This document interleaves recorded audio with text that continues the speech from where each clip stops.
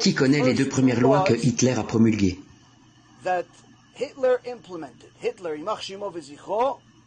Les 2 premières lois que Hitler a promulguées qui, non seulement l'ont jamais mis dans une catégorie à part de toutes les autres personnalités historiques, mais qui ont également créé le plus grand miracle financier de toute l'histoire.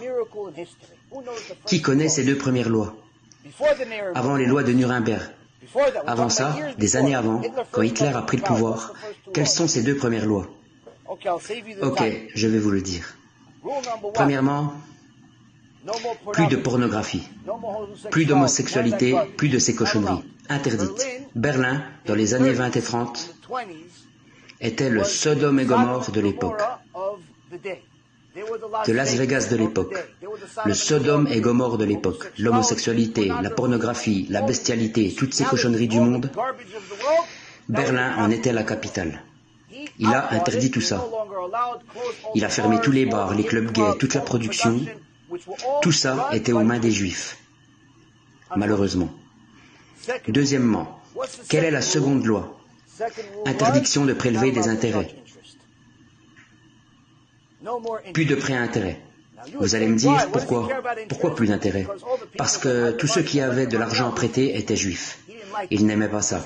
Il a dit plus d'intérêt. Pourquoi? À cause des taux élevés que les juifs imposaient. Tellement élevés que ça a mené l'économie allemande à la ruine. Ils l'ont détruite, comme ils avaient détruit la Russie quelques années auparavant avec le communisme. Les Juifs ont détruit la Russie, pas les goïms, les Juifs. Le communisme, c'était les Juifs. Ne vous laissez pas berner.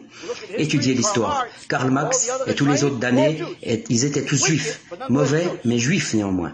Ils ont détruit la Russie et il a écrit dans le chapitre 2 de Mein Kampf, ils ont détruit la Russie, ils veulent maintenant détruire l'Allemagne. C'est pourquoi il faut que je les détruise.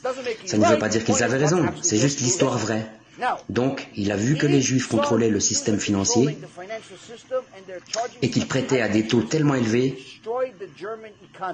qu'ils détruisaient l'économie allemande à tel point que quand vous alliez acheter du pain à la boulangerie, il fallait y aller avec une charrette remplie d'argent. Le temps d'arriver à la boulangerie, c'était déjà plus assez. Pourquoi? Parce que l'inflation était tellement élevée, le pain valait beaucoup plus et l'argent avait été dévalué. Il s'est dit, quelle est la cause? Parce que personne n'a les moyens de faire plus de quoi que ce soit. Parce que les taux sont tellement élevés, alors il a décidé de supprimer l'intérêt. Interdit de prêter avec intérêt. C'était au moment de la Grande Dépression partout dans le monde. Le monde entier s'effondrait. Les États-Unis, le Royaume-Uni vivaient un effondrement financier. Tous les pays s'effondraient. L'Allemagne encore plus que les autres. Mais après avoir promulgué cette loi interdisant l'intérêt, en seulement 6 ans, l'Allemagne est devenue la première, la plus prospère économie au monde. On a appelé ça un miracle financier. Pourquoi? Ils avaient été les seuls à avoir le courage de supprimer l'intérêt.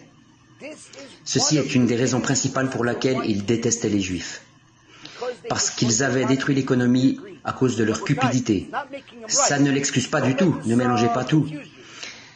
Mais ceci est en train de recommencer.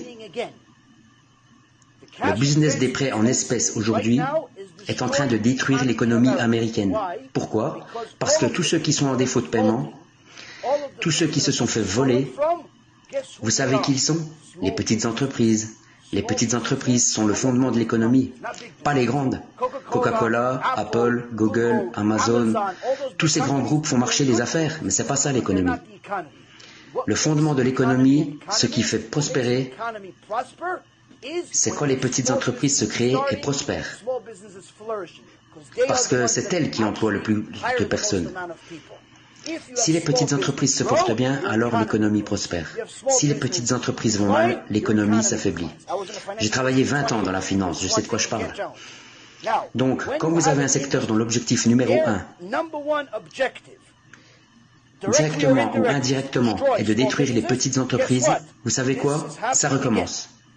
Et vous verrez bien, personne ne m'écoute, personne ne le dit la Torah, personne n'étudie l'histoire, tout le monde s'en fout, mais ça va exploser.